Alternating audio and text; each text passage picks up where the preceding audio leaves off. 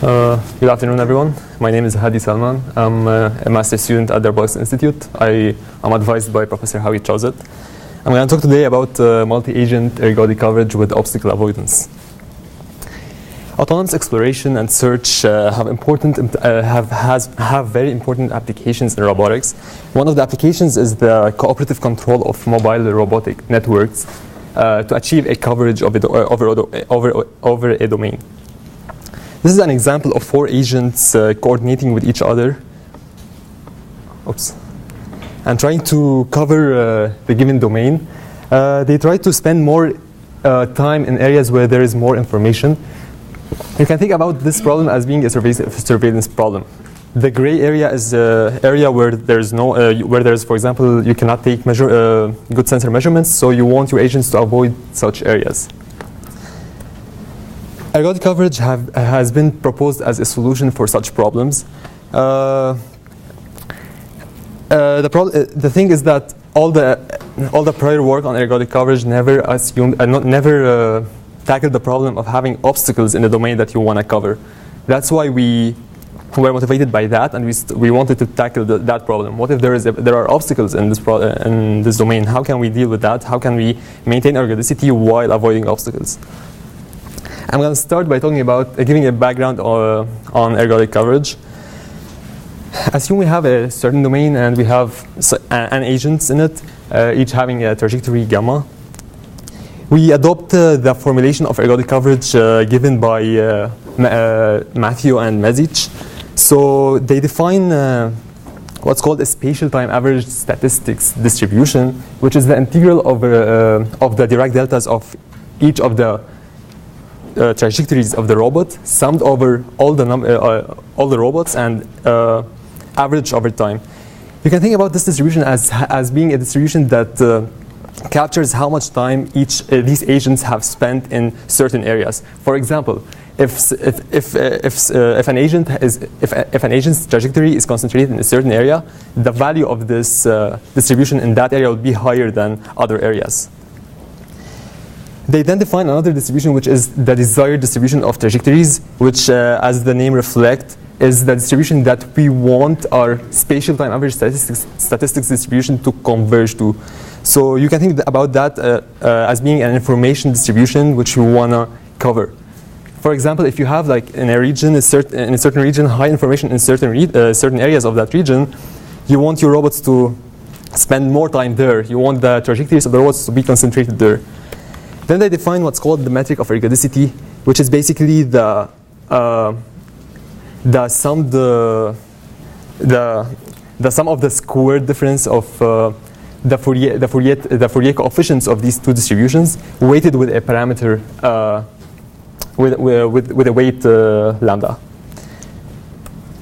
Having defined these previous quantities, we can pose the ergodic coverage problem as being an optimal controller problem, in which we want to calculate the input u to the robots such that the metric of ergodicity phi is minimized, subject to the constraints, the dynamic constraints of the robots and any input constraints that the robots has. I'll talk basically about two main systems, which are first-order kinematic system and second-order dynamic systems, which were also presented by Matthew and Mesic. So for first-order systems, we assume that the robots are point masses and that we have direct control on their velocities. We feed this dynamic equation into the optimal control problem, and a closed form solution can be found having this form. Where Umax is the maximum allowed velocity of the agents, and B is a two-dimensional vector, which is a function of the position of the agents and the two distributions that we have defined earlier. For second-order systems, having the form x double dot equals u, these systems can be written in state space as follows: x dot equals v, where v is the velocity of the agents, and v dot equals u, where u in this case is the force input to the agent. Feeding that into the optimal control problem, we can derive a closed form solution of the optimal control problem, which have this structure, where Umax in this case is the maximum allowed accelerations of the agent, C is a damping coefficient, V is the velocity of the agent, and B is the same vector that we talked about before. This is this is an example of agents following the previously derived control laws. So here, 4 agents are trying to uniformly cover a certain domain, so the desired distribution of trajectories is uniform in this case. This is another example where the desired distribution is not uniform. So it's the desired distribution has low values in shaded area in the shaded region and higher values otherwise. So the shaded region can be thought about, as I mentioned before, region where we don't have much information. We don't want to spend much time there. There's no benefit from spending much time there. Now I'm going to talk about the obstacle avoidance method that we use, which is basically a vector field-based obstacle avoidance method. So we adopt a family of vector fields defined by Panag, which are parameterized by this equation.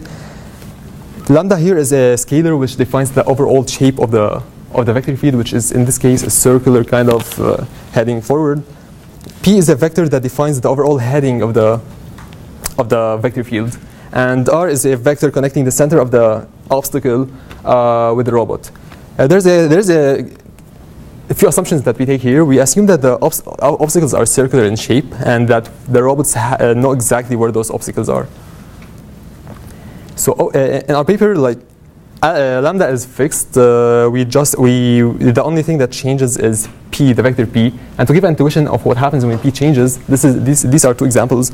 So as we see, the overall heading of the vector field is opposite in direction to the direction of opposite in direction to p. So p is pointing back to the southwest here, and the overall direction heading of the vector field is pointing northeast, for example. Now I'm going to talk about our derivation of the feedback law for first order and second order systems, such that they avoid obstacles and maintain an ergodic coverage goal. We start by considering first order systems. X dot equals u. This is the previous optimal controller that was derived in the case where there is no obstacles by Matthew and Message. We define the direction of the velocity vector of this controller, of the agents, which is the vector in this controller, excluding the Umax. Then we define a new feedback law, which has the same structure as the control law in the case of no obstacles, but the direction is different, the direction of the velocity of the robots. This direction is a linear combination of the vector field around an obstacle and the previous direction in the case where there are no obstacles.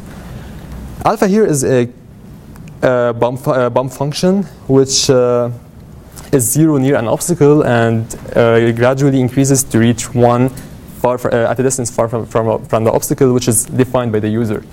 Alpha can be chosen to be as any function. We chose it to be linear. Notice here that when alpha is 1, for example, which means that the agent is very far from the obstacle, the effect of the vector field vanishes, which is exactly what we want. We want to go back to the optimal controller, which was derived in the case where there is no obstacles. On the other hand, when alpha is 0, the effect of the optimal controller vanishes, and we track the direction along which the robots flow is exactly the vector field direction. And given that our system is a first order kinematic system, which means that we have direct control on velocities, this guarantees that we will track the vector field. But the question is, so this controller allows us to track the vector field, but who said that it will maintain ergodicity? Who said that it will allow us to cover the domain? In fact, it turns out that if this condition holds, which is that the dot product between the v opt and the vector field at the position of the robot is positive, we can prove that ergodicity is maintained. We can prove that we are at each time step decreasing the ergodic metric. And I'll leave the proof, the details of the proof for the paper. In fact, it turns out that this condition holds if we control p, if we set the p, which is the overall heading of the vector field, to be negative of vj opt, which is the direction of the robot in case where there is no obstacle. To make this clearer, this is a video that shows how this controller operates on one agent. So as we see, far from the obstacle, it just applies the original controller, and whenever it approaches near an obstacle, the effect of the new controller pops in, and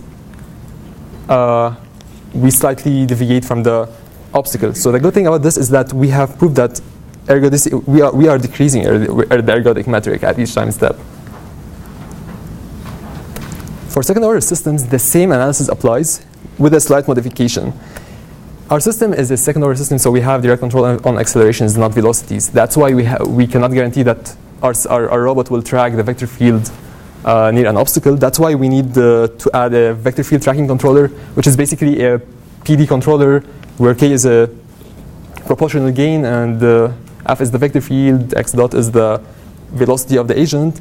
And there's a tracking term, which is the derivative of the vector field. This controller allows us to track the vector field for second-order systems.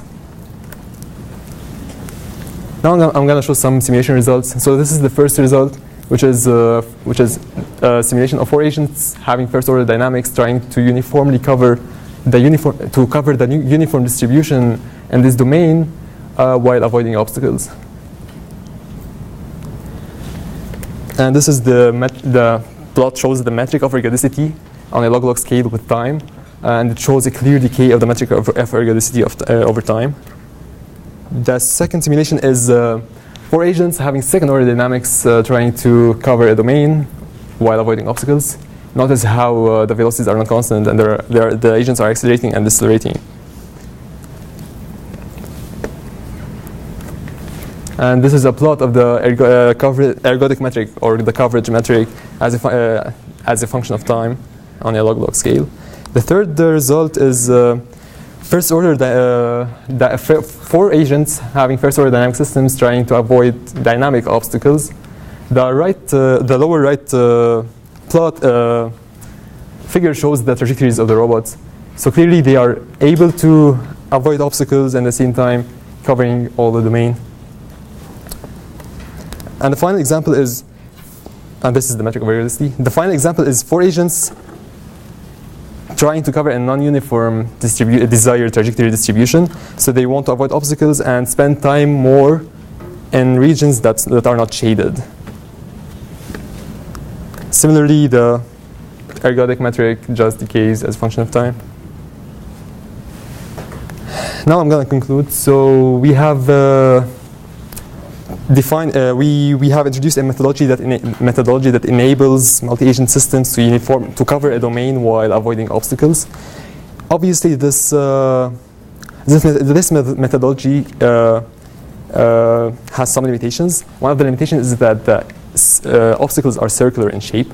The other one is that it assumes an identity sensor footprint of the agent, which means that for an agent to cover a certain domain, it has to pass like in every point. It doesn't account for any measurement model of the system, and in addition, it's not generalizable for all dynamical systems, at least for till now. That's what motivated our new work, which is a sampling-based technique for ergodic coverage, which tackles these limitations. So it can be applied in any constrained environment of any shape. It can account for any measurement model of the sensor footprint of the agents, and it can be applied for any robots, given that these robots are having any robots with defined motion primitives, which is going to be presented in IRIS this year. Thank you so much.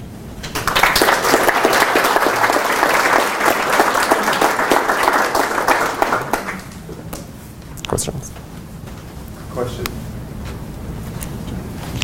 Am I right in thinking there's no explicit coordination of coverage amongst the robots? They're basically acting independently? They are not actually. So the thing is that the thing that allows for coordination is that they share the same. Come on.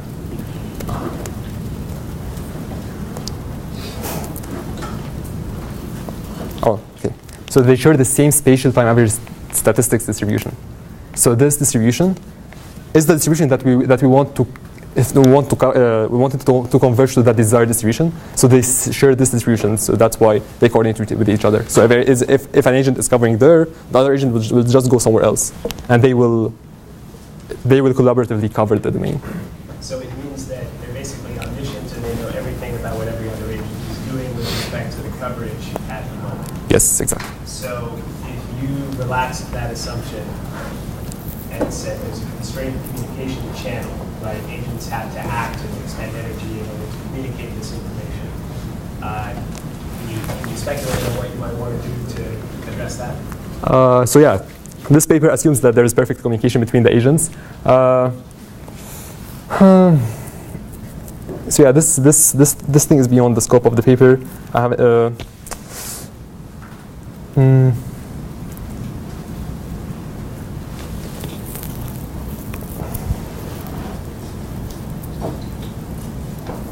probably there might. I don't have an answer. Sorry for that.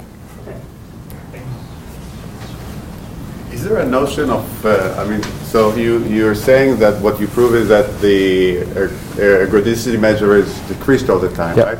Is there some notion of optimality or better, get more efficient, you can reduce it slowly or more quickly? Is there some notion of optimality or better than in this context? So yeah, that's a very good question actually. So what we proposed is that is a modification of the current controller, so that at each time step we don't go along the greatest descent direction, which is in the case of where there is no obstacles. We slightly deviate from that according to the to how our vector field is based. So I don't claim that this is the best thing directly after the case where there is no obstacles. So when there are no obstacles, you can actually go along the greatest descent, yes. and you will be most efficient. Yeah, in this case, you're not sure. Yeah, exactly. You're not. Yeah, that's true. Any other question? So is this sort of like designing a stochastic process so that it's sort of you get these time average characteristics out there, right? So do you have any other applications besides multi-agent planning? Like can you see, for example, applying the same stochastic process design to other domains? So I haven't looked at that. So the only thing that we apply this in is multi-agent coverage and in drawing as well. Like if you want to do a painting or something, you want to cover a domain. But other than that, I haven't looked at something like that. No.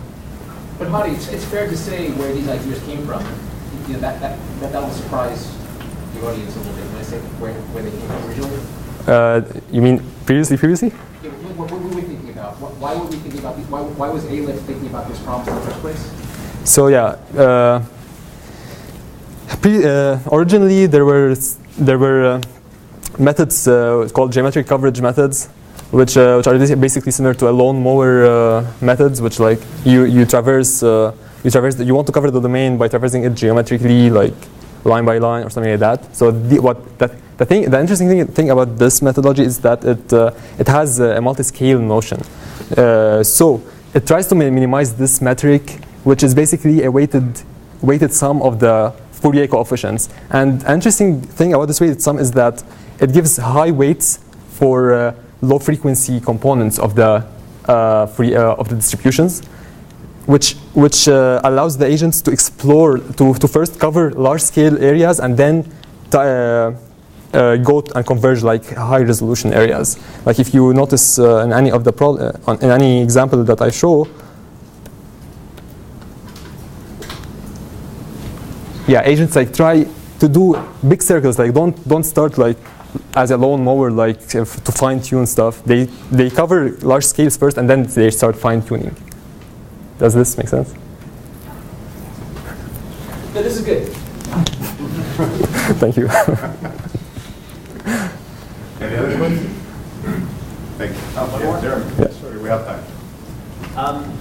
I can see applications where you don't want to go to the trouble of defining this vector field. What if you change the control law to say maintain maximum distance from either the border or the center of the obstacle?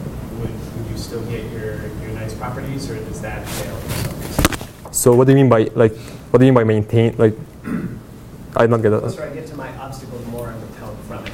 So basically, replace that vector field term with a, go away from the object. Go maybe like in the opposite direction. Something like that. So yeah, that will contradict with the condition that I mentioned. That might contradict with the condition. That was what I was curious about. Yeah. So there's a condition that the dot product between your current velocity of the agent and the new direction that you want to travel, it has to be, the dot product has to be positive. So there's a proof of that in the paper, why that's crucial. So yeah, you can get around by defining a different vector field, and it still works. Yes, I agree for that. Yeah. Okay, thank you.